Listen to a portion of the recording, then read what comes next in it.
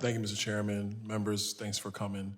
I'm going to piggyback a little bit off of Mr. Grothman. I know Mr. Grothman's essential proposal is a 0% increase in the budget baseline, and then having us basically have a flat budget outlook moving forward. So we're not dealing with CBO essentially coming back to us with an inflation kicker that, frankly, nobody examines except for maybe a handful of staff and maybe the chair and ranking member of the budget committee and the relevant appropriating committees.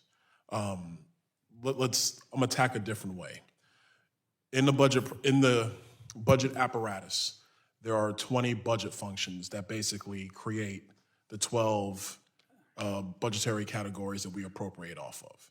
These budget functions range from income security down to, I forget the smallest one. What do you guys believe, or what do you think about essentially taking the largest budget function, the smallest budget function, there are 20, and then Congress basically, for lack of a better phrase, zeroing out those budget functions, and then in each calendar year, you rebuild those two budget functions from the ground up. That way, let's take income security. That way, if you zero it out, the relevant agencies that spend money in those budget functions would have to come to Congress and actually advocate for the money. Then Congress would have the responsibility of rebuilding the budget function from the ground up. It's not saying there will be no money spent in income security. What it is saying is that in this calendar year, we zero out income security, the relevant agencies come and actually have to ask for the money. And then Congress has the responsibility of rebuilding it so we can actually get at waste, get at ineffective programs that are outdated, probably get rid of programs that we just fund where there's no legislative authority anymore to fund them. My question to the panel is, what is your viewpoint on a proposal like that? Which is a hybrid of Mr. Grothman's. Mr. Donald, what you describe is exactly what zero-based budgeting is. Everybody starts at zero, and then you build a budget each year based upon what the priorities are, and then you have to come in and substantiate what your request is. So I'm 100% in favor of zero-based budgeting. Yeah, I think it is different from what Mr. Rothman has described. You're just talking about basic zero-based budgeting, which I think is a concept that is wise and appropriate. I sit on the Appropriations Committee. We do try to go back and ask the basic questions every year, starting back to the beginning. Is this function a good function? Is it spending wisely? Should it be increased? Should it be reduced?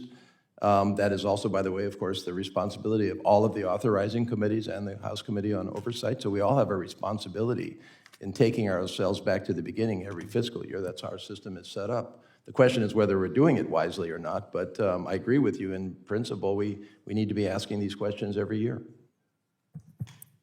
I think the current budget system lends itself to doing that. I think each member can start at zero and then move in whatever direction they want to when they come here, when they go through the whole process. And I think the bigger challenge, because our budget is so large and is so diverse in terms of those categories that you're talking about, the bigger challenge would be is to decide which is the most important function and where are you going to start with zeroing out which function. And that's would be a bigger battle. That I think it's an interesting thought and certainly merits some discussion. Well, actually, I got a proposal for you. Glad you mentioned that. So the proposal basically I've been looking for a proposal all my life. well, here we go. So I got one. I wasn't talking about that kind of proposal. But we'll talk about that later. Anyway, so what you essentially have is we have the 20 budget functions that do exist. Let's say we wanted to start next year, okay? So next year, Congress would essentially take the largest, or the House, forget the Senate. The Senate can do their own thing. They always do. I know, right? The House could essentially take the largest and smallest budget function next year. But you're saying largest and smallest by budget By number? the amount that's spent. So Okay. every budget function has their own dollar amount. Income security is the largest. It's about 1.7, 1.8 trillion. We zero out the largest, we zero out the smallest.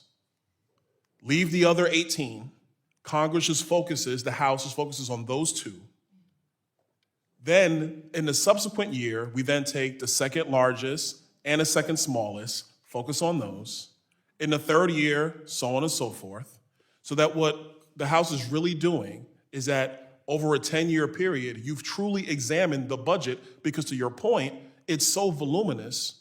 Where is the time and the manpower to actually zero out the entire budget in one calendar year? I would argue What happens it to doesn't the exist. other functions while you're They would stay in examining only place, two? as they would stay in place and would follow the baseline that CBO will produce, but it will put Congress on the path to actually clearing out certain sectors of the budget in a systematic approach. Sorry, Mr. Chairman, I'm 20 seconds over. I'll yield back.